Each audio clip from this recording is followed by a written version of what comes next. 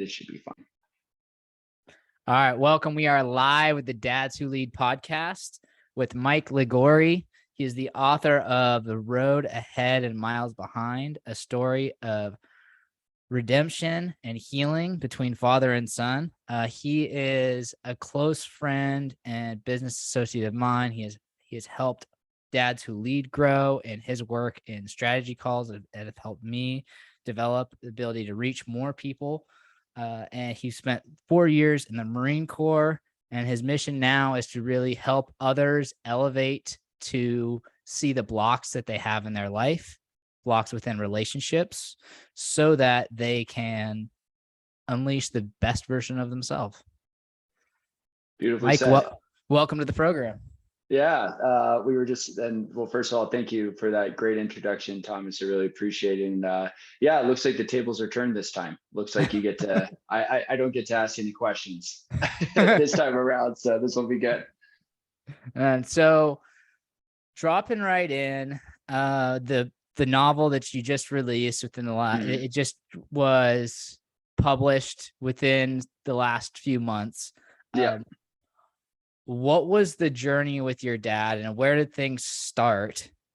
Because I mean, the title of the book is Redemption and Healing. So obviously there was a time where things weren't so great. So take us back and maybe drop into your childhood and how things evolved with your dad. Yeah.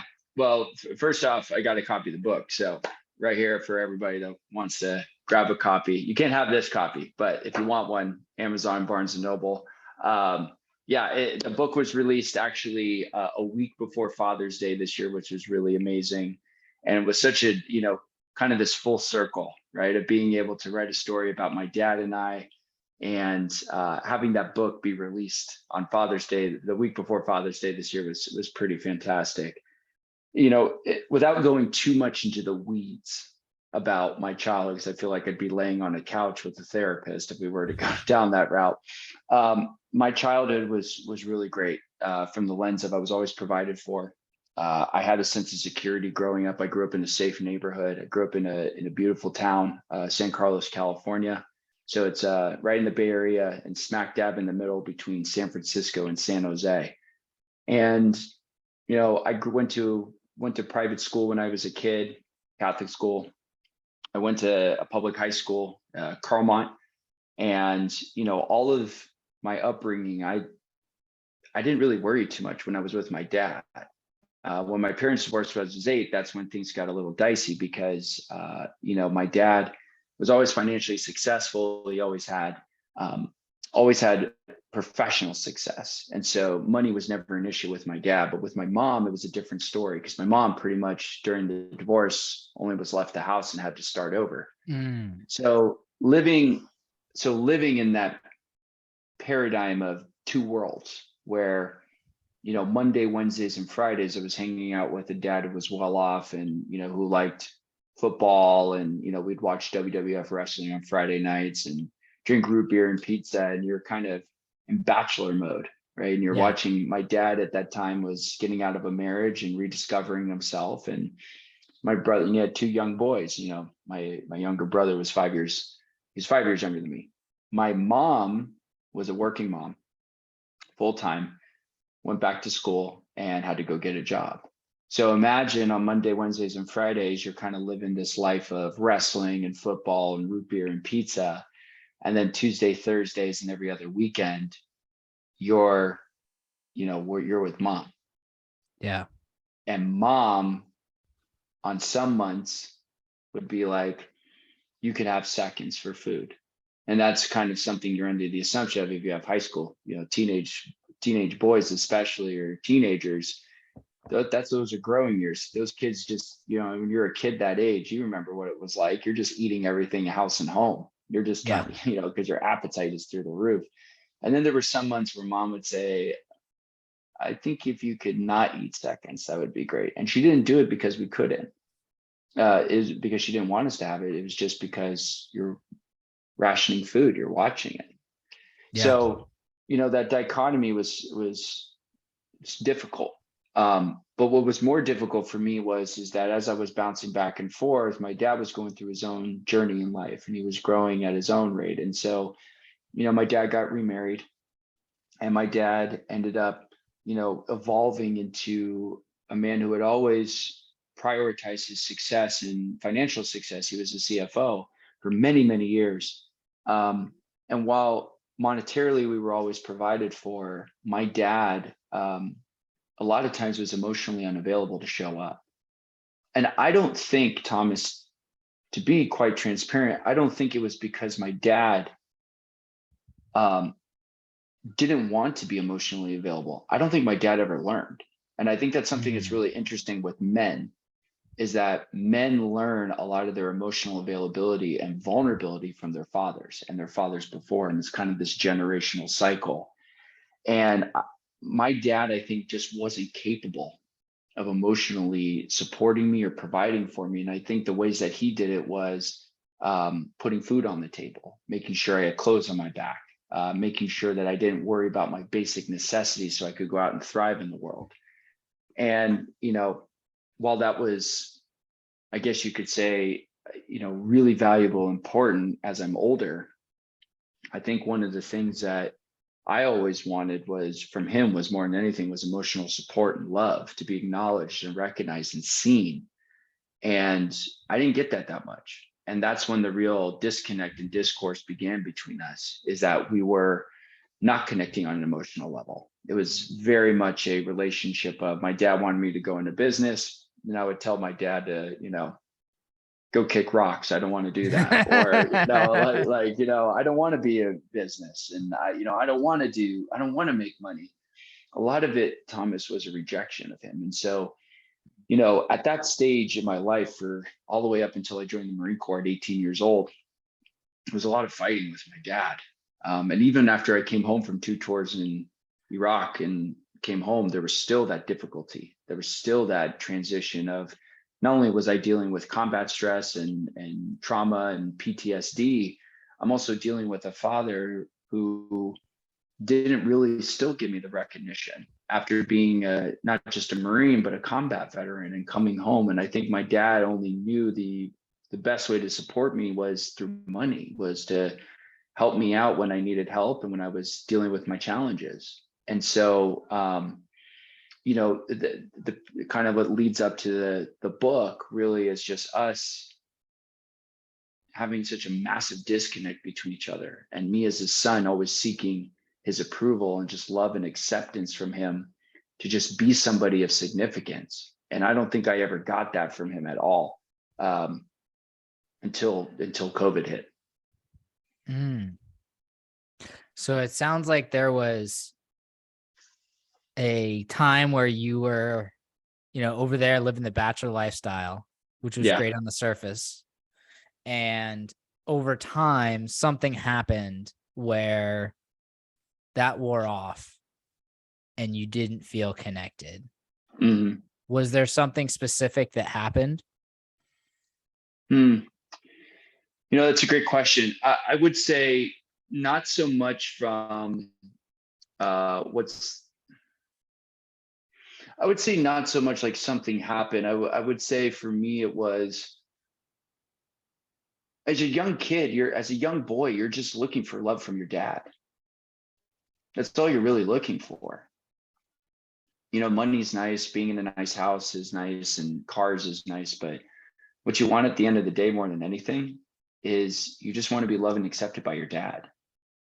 So, that bachelor lifestyle was great because when you're 9, 10, 11 years old, it's like, that's what you want to stay up all night. You think eating junk food's awesome, sleeping in whatever you want, not having to go to school. Like, you think that life's cool.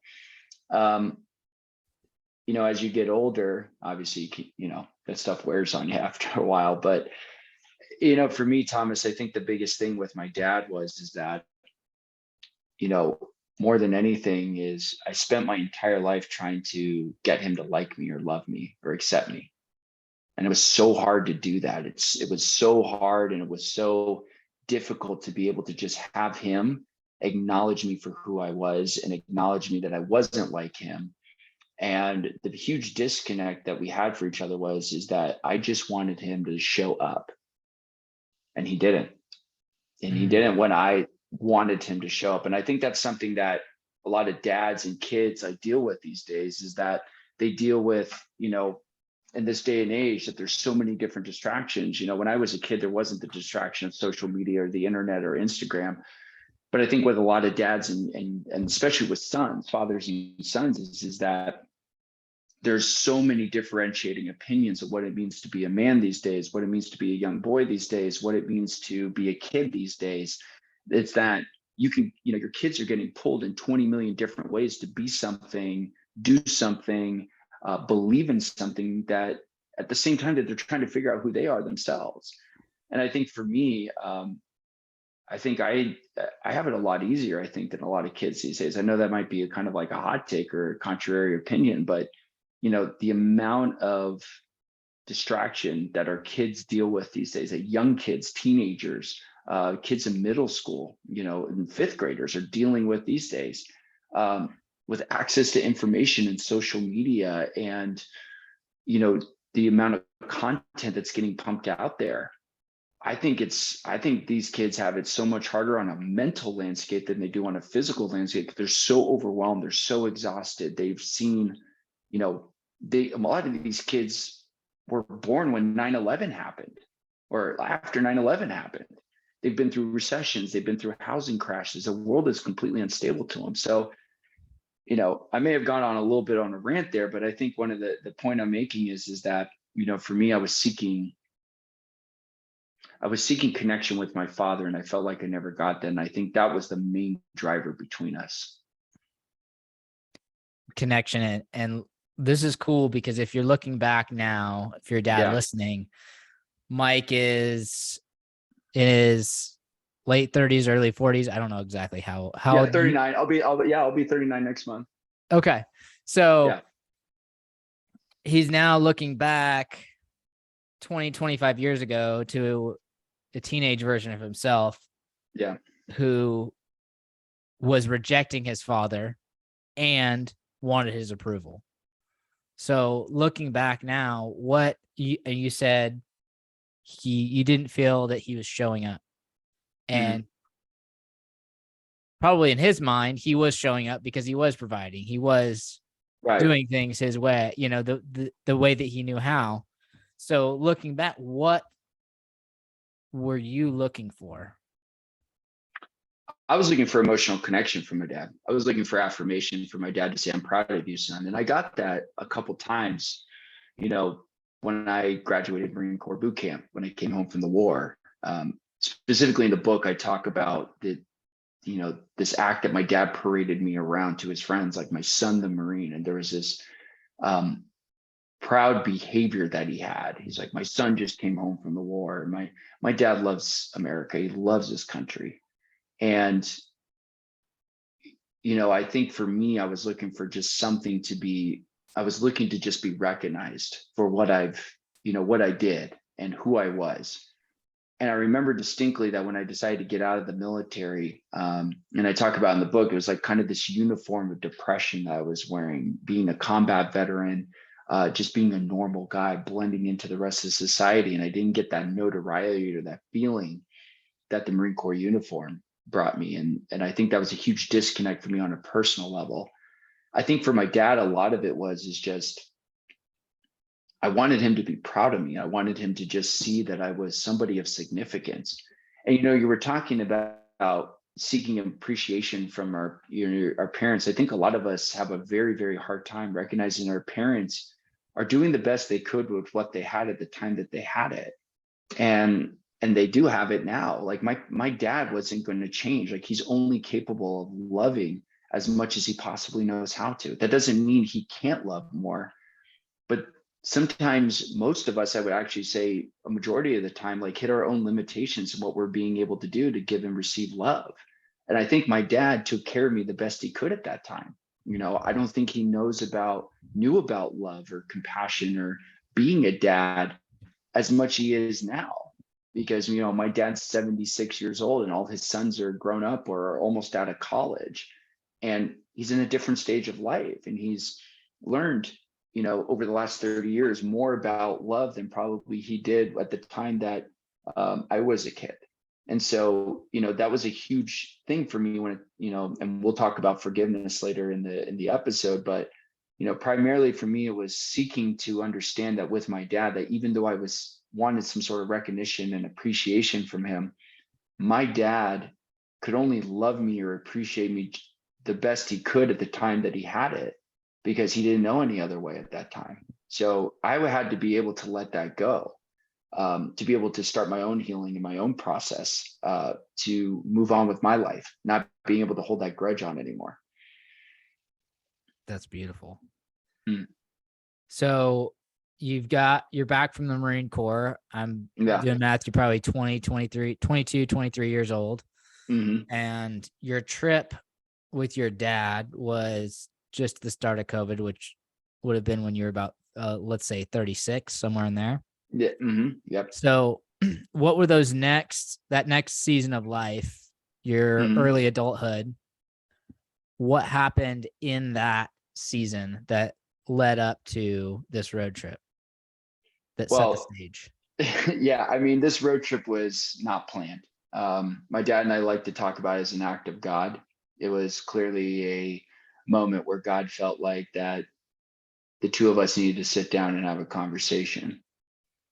And so to have that moment with him, to be able to feel like it was a divine intervention, so to speak, timing with what a lot of people refer to as the worst year in human history.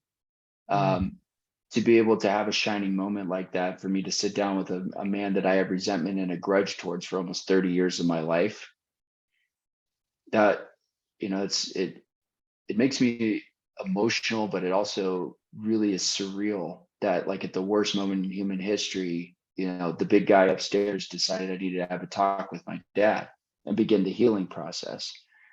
Up until that road trip, though, it was a lot of job seeking for me. It was a lot of me trying to find myself. It was a lot of me trying to share with my dad about what it was like coming home from the war, not really knowing, what it was like to be, quote, normal, a civilian at 23, 24, 25 years old, going back to school. It was pretty difficult. It was something that I tried really, really hard to figure out on my own until I didn't want to figure it out anymore. And, I went through a lot of challenges in my transition. And I didn't realize at the time that even though my transition process hit a low point and then continued to get better, and it took me years to feel a sense of normalcy, my dad was still that underlying factor. He was still like that thing that was just lingering over my transition, my healing process. And to sum that up, when I thought I was healing from the war, I was actually not healing from my relationship with my dad, which a lot of ways was the real precursor to me going through the challenges that I did. I always felt like the war was going to be put behind me, and it was going to be, to use the analogy of a bookshelf, it was like I was going to close that book and put it right back on its bookshelf. With my dad, I couldn't do that. And I didn't know that I couldn't do that until 2020, when at 36 years old, here I am, coming to the moment and the point of time in my life where I'm saying to myself, my dad's never going to change. And so I have a choice that if I want to move forward in my life, maybe it's time for me to let go of my relationship with him. Maybe it's time for me to just finally tell him that, Dad, I can't live in the pain and the strife of just living in this like world of disagreement with you. It's just like not worth my freaking energy anymore. And so I was actually at that moment in time when COVID started to be able to just tell my dad, maybe it's just not good that we talk at all. And we had a period of like that for about, I would say, almost 3 years where we didn't really talk to each other. It was a long time we didn't talk to each other. And so for me, as I was, being in my mid 30s, I'm like, I don't want to move forward in my life. I want to move forward in my life, but I don't want to move forward with this crap still lingering over me. And so if I wasn't going to get healing from him, I had to find healing within myself. But God had other plans. God had other plans, I guess. So tell us more about, you kind of had the stage where things were cracked between you, and it led up COVID hits. Mhm. And from what I understand, he reached out to you. Yeah. Yeah. He reached out to me in October of 2020. I was getting coffee. I was living in Colorado at the time. I was getting a coffee at my local coffee shop when I get this phone call from him, and thinking that, he was going to want to talk about the same stuff that we always talk about, which was stocks, business, and sports, and mostly football. I'm sure a lot of dads can relate that that's what they talk about with their dads when they were kids, or they still talk about it right now. And my dad out of nowhere was like, you know, can I ask you something? And I said, yeah, sure. And he said, you and I haven't really spent a whole lot of time with each other. How would you like to go on a road trip? Just you and me across country. We'll drive from Las Vegas to Sebring, Florida, to go see the 24 Hours of Sebring. And so for those of you that are not auto racing fans, it is part of a league called IMSA, which is like pretty much endurance racing, auto racing. And these guys are driving for 12 hours, 24 hours around a racetrack. Wow. Not the same guy. They're generally done in teams. So my dad, it comes from a line of people involved in auto racing. My great grandfather was the chief mechanic for Duesenberg, which was, a company that was right up there with Rolls-Royce and what we know as Rolls-Royce and Bentley today. My grandfather was a mechanic in the Navy, I think he was a mechanic in the Navy, but he worked at RCA for a long time. So my family's a bunch of mechanics, tinkers, guys who use their hands. My brothers are all car guys. I am not a car guy. I've tried to be, but I just I don't know what it is. I've tried to be a car guy, and then I think as I've gotten older, I've learned to appreciate cars, because it's not about the cars; it's about the relationship I get to have with my dad based on the car. Yeah. So I start to like it now. Start to liking the cars now. But anyway, hearing that from my dad inviting me on this road trip, I'm sitting here thinking to myself, like, there is no way in hell, after all of these years that we've been fighting, that the periods where we didn't talk, the years and years I've been trying to find some sort of acceptance from you, that you want me to go on this road trip with you in the middle of the pandemic, in the worst time in human history. You want me to get into a car with you, a Mercedes Sprinter van, and drive thousands of miles across country in hopes of what? Little did I know that we didn't have any expectation for it, but something like moved him to make him feel like that, he needed to reach out to me. It could have been, the severity of COVID. It could have been, that as he gets older, he didn't want to live in regret anymore. It could have been a lot of things. Most importantly for me, as I mentioned before, I think it was just God's way of saying to both of us, like, it's time for you two to sit down. And Mike, if you're going to move on with your life, you got to forgive your dad. But forgiving your dad means you got to forgive yourself for all the years that you held on to this anger. Yeah. And so that phone call changed my life, because the week of my 37th birthday, we started that road trip. So that was just about a month after he called you? Yeah, it was like 3 weeks after he called me, we decided to go on the road together. That's cool. And as the trip evolves, what things started cracking open within you? Man, I would say the big thing that was cracking open for me was the compassion and the understanding of who my father really was. And I think a lot of us is, when we try to understand our parents, we're trying to figure them out. We're trying to like crack the code or the puzzle to, like, why do mom and dad act that way? Your parents aren't a puzzle. They're people. They have the same flaws and inconsistencies that you have. And more than anything, you've inherited those flaws and inconsistencies from them. And so one of the things that opened up for me on this road trip with my dad was being able to see my dad and see myself with the same flaws and inconsistency, the generational traits and curses that we both possess. My dad's stubborn, so am I, and we both can be pretty stubborn, especially when you get two stubborn people in a car together. Things tend to not be the most collaborative, so to speak. But I started noticing, a level of compassion for my dad, because knowing that he wasn't perfect and that, I didn't want to spend the rest of my life just being upset with him or frustrated with him, or, living in this season of my life where I wasn't going to be able to start my own healing process with him. And so I started noticing my heart opening up to him, being more receptive to listening to him and not having judgment around what he was saying too.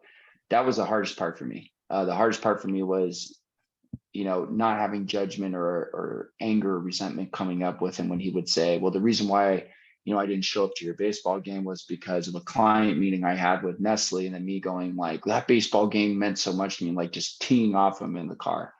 I didn't want that. Yeah. I wanted to be able to just listen to him and see, because honestly, like at 10 years old, like what the heck do I know about business and what he was trying to do and provide for me? Does anybody really know what your parents are trying to do to keep a roof over your head? No. Our parents did everything they could to just give us the best life that they knew that they could possibly give us. And I think a lot of times we carry that resentment and that grudge and that anger because it didn't work out the way that we expected it to. Some parents have made bad financial decisions and they lost a ton of money. And I think we still, in a lot of ways, hold that resentment towards them for, changing our lifestyle when they made a decision at the time in the place that they thought was best. And I think that impacts us, and that impacts our money mindset, that impacts our habits, that impacts our perspective on the world, is that, our resentment and our grudges that we still hold on to with our parents. Yeah. That's huge, man. So there's a lot to unpack there. Mm-hmm. One of the things that stood out to me was it wasn't about your relationship with, for example, the racetrack. It was the relationships that you gain along the way. And it reminds me of, I coached Oregon football as a strength and conditioning intern, and we won some huge games. We won the Rose Bowl. We won the Pac-12 championship against Utah, who looked like they were going to the college football playoff. And I also coached my son's flag football teams. And the wins that I shared with him as his coach were more impactful than any win at high school or college level. And it was exactly because of what you said. It was, what is the foundation? What is the relationship behind the experience? So what would you say to a dad that's searching for that experience with his son and isn't sure where to find it? Well, I think anytime somebody wants to find healing in their relationships or any sort of so-called redemption in their relationships, whether it's with their parents, a colleague, a peer, or with their kid, is one of my favorite quotes, which is, I think this originated from Stephen Covey, which is seek to understand before seeking to be understood. And I think a lot of us don't do that in our conversations. We're always trying to assert our opinion. We're always trying to, no, you need to understand where I'm coming from. But we never take time to actually put the other person first and say, what are their wants? What are their needs? Where are they coming from? And I need to understand them first before I have them try to understand me. And I think that's a great first step for a lot of people with their relationships, is to be able to just say, I need to understand where my son is. I need to understand where my wife is. I need to understand where my partner is. I need to understand where my friends are, where my colleagues are, where my boss is, before I go out and try to get them to understand where I'm from first. And so if you're talking about the lens of fathers and sons, a dad can really do a whole lot of positive work in the progression of the relationship with their son simply by just seeking to understand where their son is right now in this moment in time. Something that you and I have gone through when we've done our work together is to talk about content and context. And content and context is really centered around what is being said is the content. The context is how it's being said, or what is behind of what is being said. So a lot of people will say, I would like a lot of money. That would be content. But when you look at the context of it, it's not the money that they really, really want. It's what goes with having lots of money: freedom, time, travel, independence, security, safety. Those are all contextual things that go behind when people will go behind our wants and desires for money. If you listen to your kids and they're sitting there going like, Dad, I want you to come to the baseball game, the content is the baseball game. But are you really listening to the context of what your son is saying to you? It's not about the baseball game. Because more than likely, that baseball game means the world to them. But when you look at the zoom out and you look at the scope of their whole entire life, they're probably going to be like, it was just a little league game. They probably won't even really remember the game. But what they will remember is you showing up. They will remember how you acted. They will remember you cheering them on. They will remember the times you gave them tough love. They will remember that you gave them a vote of confidence to get back out there and try again if they strike out, to try again, if, to celebrate hitting a home run or getting a base hit. So I think that's the first thing that dads and sons can really do with each other is, dads can seek to understand their kids and see where they're from first before they, insert their authority or insert that they need to be understood.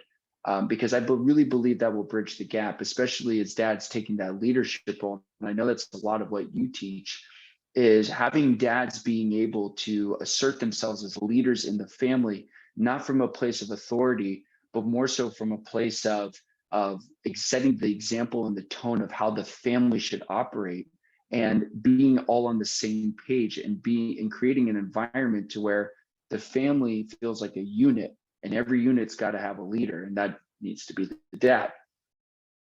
Beautiful. I Yeah. like that. And Thank you you. talked about seeking first to understand. And I work on this every day, and I'm still work on it. Yeah, join the So club.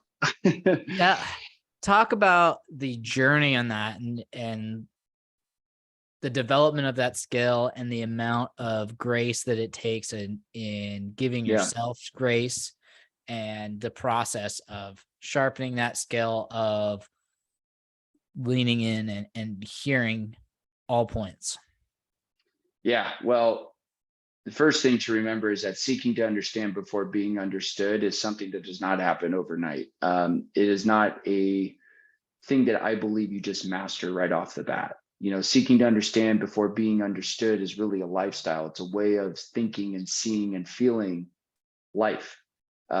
You can do this just outside of people. You can just use it as a fuel for your own curiosity.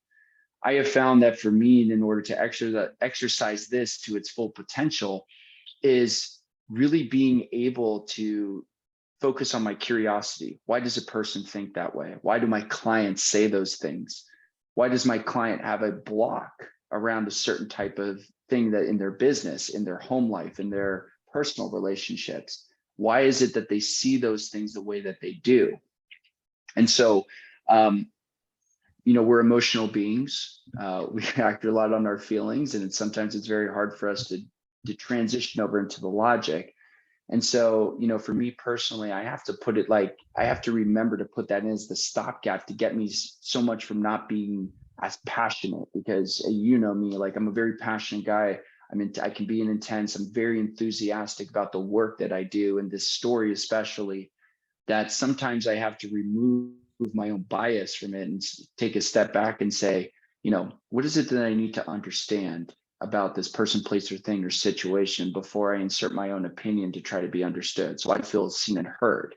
And so a great way to implement that is to ask yourself, are you being curious in this conversation, in this situation? And I think that's a very straightforward question that you can ask yourself. Are you being curious when this person's talking to you? Because if you're being curious, you're going to ask questions. If you're being curious, you're going to listen. If you're being curious, you're going to seek to understand where that person is coming from and why that person is coming from that place. If you're not being curious, you're more so dug into your own position. You don't really care what that person has to say.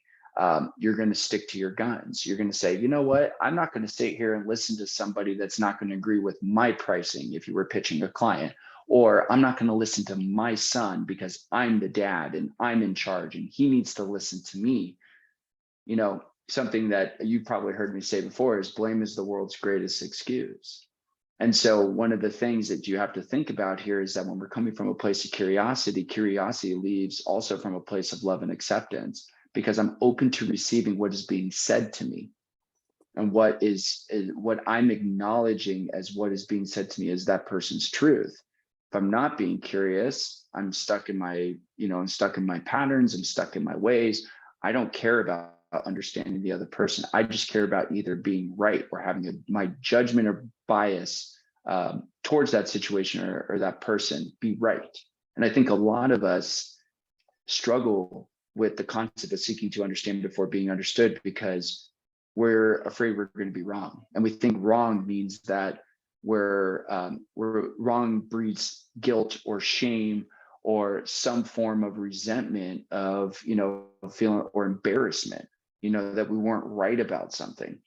But I would actually say that you seeking to understand actually removes any sort of judgment or perspective about being right or wrong, and rather just more about you just being where the conversation is and being where the other person is. Because there is no right or wrong. There is no problem, so to speak. There's only perceived problems. And I find that really helpful for me, at least when it comes to seeking to understand before being understood, because you're allowing yourself to just absorb in the moment, in this place and time.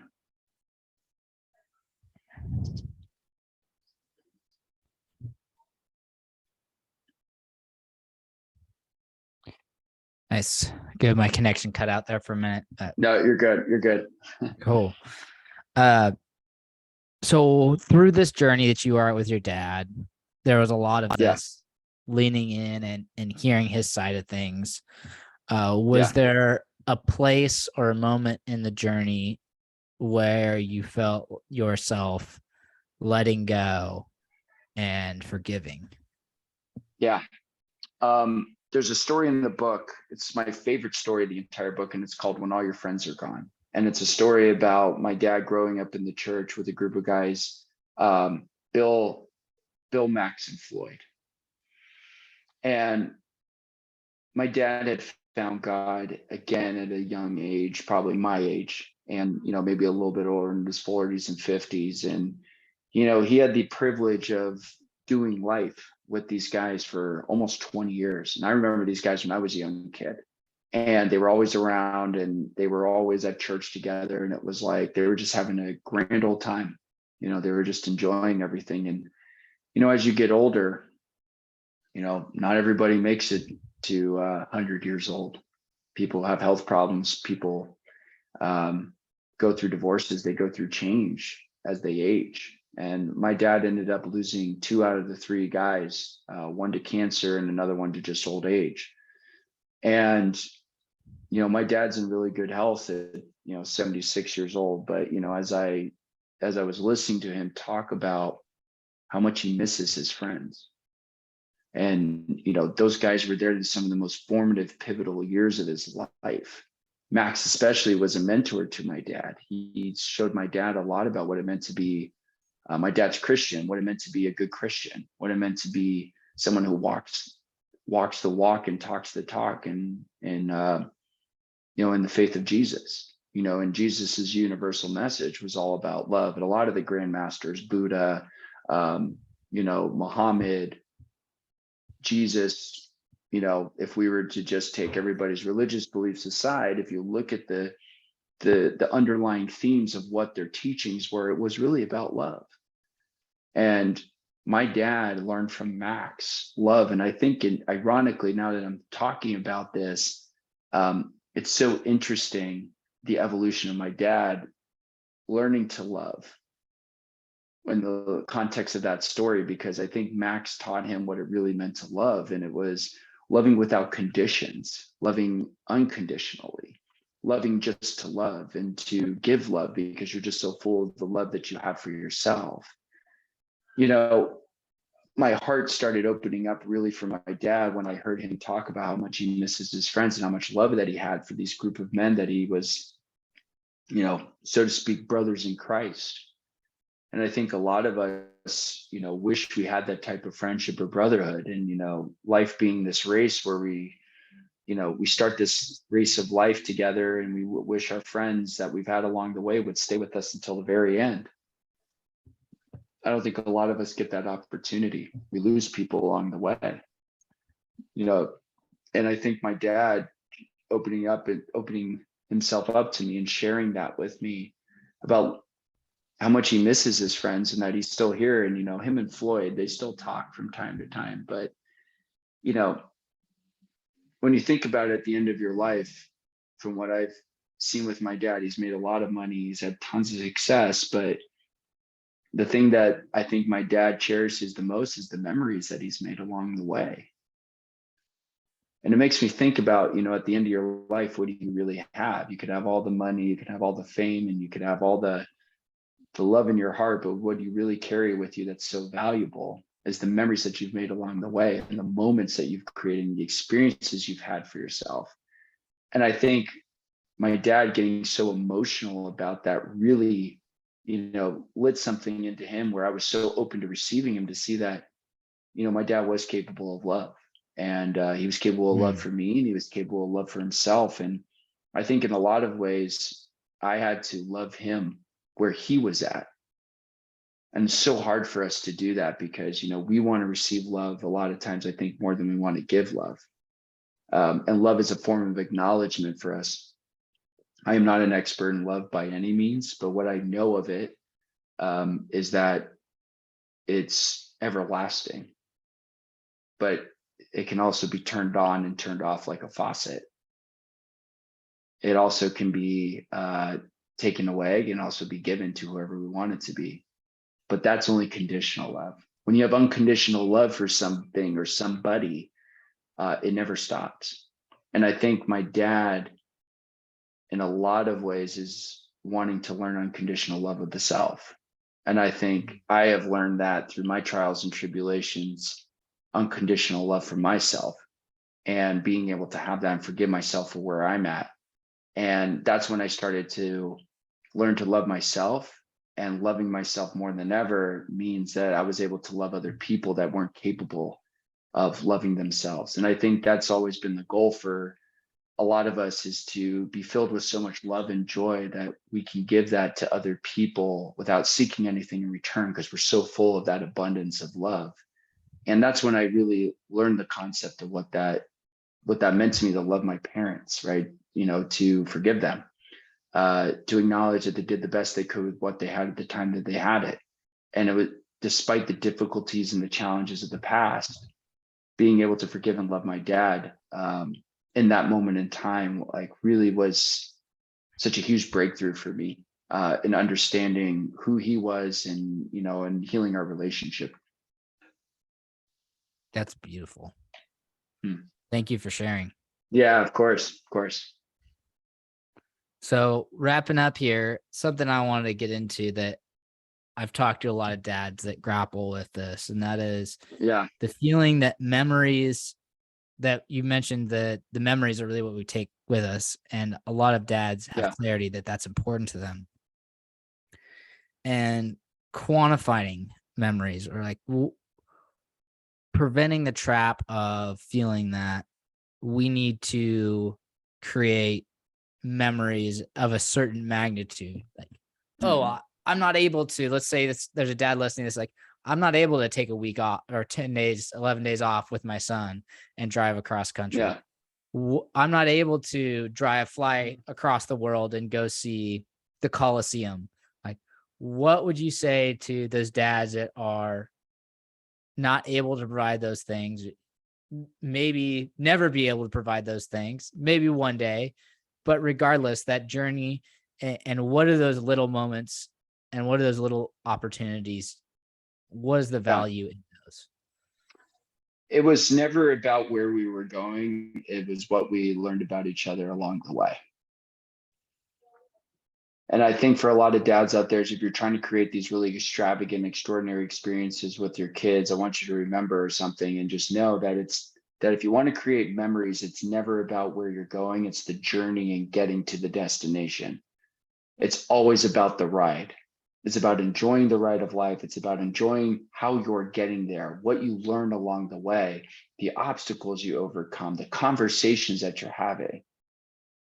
It's not about the destination. It is really, really about the journey. And so if you're trying to create memories with someone or with your kids or with your spouse or your significant other, Rome's great, but it's going to Rome that really creates the memories. It's what you do on that trip, getting to the destination, that creates those memories. It's not about the money. Your kids will always want to have memories with you, not so much with Rome, not so much with Greece, not so much with Africa. Yes, those are amazing trips, but I remember the conversations from the road trip, not at the racetrack. There were memories I had at the racetrack, but the most powerful breakthroughs that I had in my conversations with my dad was from the road trip. Was I was driving across country in the middle of Texas talking about life. So if you're a dad out there right now and you're seeking to have a connection with your kid, you want to make memories with them, and your kids want to make memories with you, just remember, they want your time. And you always have a choice. I'm not saying you have to spend all this money to go create a memory so your kids are going to like you. I will tell you though that you have a choice. There is always a will and a way for you to go and create time with your kids, because it's all about priorities. You and I talk about this a lot. We talk about priorities and choices. Everything comes down to priority. If it was really, really important to you, you would make time for it. You make time to eat, you make time to go to the gym, you make time to have conversations with your wife, you have time to call your friends, you have time to go and make time for your kids. That's it. It's a priorities thing. So it doesn't have to be about the destination, but if it's really important for you to connect with your kids, then make it a priority. Go out and create time with them. Even if it's camping in the backyard, even if it's going down the street to go get ice cream, even if it's playing baseball with them or playing catch with them. It's about the memory. It's about the journey, not the destination. It's not about just the completion of something. The ride's over after that. Focus right now in this moment in time on how you can create a journey with your kids, multiple journeys, because they will remember that. I remember more so the camping trips that took a really, really long time to get there than the ones that were fast and easy. I'm sure you do too. So to sum this up, really, if you want to create memories with people, create journeys, create an opportunity for you to have moments and experiences, because learning what I learned from my dad, that's really what you have as you get older. The quote, back nine of your life is those moments and memories. You have the times that you spend with your kids and the times that you have spent with your loved ones, because, you know, it all ends at some point. Life ends for everybody at some point. You know, you want to look back at your life and say, I had one hell of a ride. And I had such a great memories with my kids. I remember the fights that we had. I remember the great times we had. I remember the times we went to WrestleMania. I remember the times we drank root beer and had a belching contest. And I also remember the times when my kids got their heart broken for the first time. I remember their first baseball game. I remember the first time we got a dog together. That's the journey. Those are the memories along the way. And so create that with your kids and create that with yourself too. So you have something to think about on the back nine of your life. I know that's what I'm focused on. I may be 39 years old, but I'm thinking for the rest of my life, I want to be able to look back on all this someday and remember all the interviews I did, all the clients I worked with, all the lives that I helped, all the things that I learned, all the things that I didn't do right, all the things that I did do right. I should say more so all the things that worked out and didn't work out for me. But more importantly, I want to be able to just look back at it and be like, man, that was the best ride of life that I've ever had in my life. And so I don't live in regret of that. And no dad will live in regret of that either if they focus on creating more journeys with their kids. Beautiful, man. I love that. Thank you. Yeah. There's that emphasis on enjoying the journey and looking for those little opportunities to, whether it's getting you the first dog or throwing the ball in the backyard. Like those little times can make, you never know. So a lot of times the smallest actions make the biggest impact. Yeah. And something that, and I know we've talked about this concept too with dads, is about the compounding of consistency, right? It's just, how many days in a row can you constantly show up for your kids and by showing up for yourself? And, something I heard Charlie Munger, who's Warren Buffett's business partner, and, Charlie Munger's like 97, 98 years old. And he says the number one rule to investing is to never interrupt compound interest.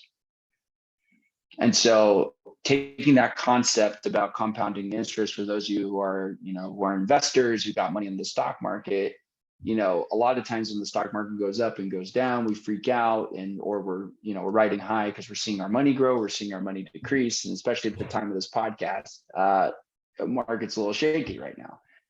Well, if you trust the process of compound interest, you keep your money in play. And this is not financial advice by any means necessary, but imagine that concept of compound interest, how much you'll have if you just keep putting money in and letting the interest grow. It's the same thing with your kids and your relationships. Compound the consistency of constantly showing up for other people and having conversations with them and reaching out to them, because over time, you will build memories and you'll build strength, and you're building interest in these relationships that you're creating by letting the interest compound from your consistent actions. So if you're a dad, compound your consistency. Find ways to constantly show up for your kids as much as possible, so you don't interrupt that, because the more you show up every single day, the more that interest compounds. The more the interest compounds, the more you have at the end. And in this case, it's more memories, it's more time, it's more love with your children, your significant other, your relationships, anything that you do. Compounding consistency is something that I've been instituting in my life a lot as of late, after hearing that whole thing with Charlie Munger. And it's really changed my life very, very fast, a lot faster than I thought it was, because it's about the art of it's about the consistent practice of showing up.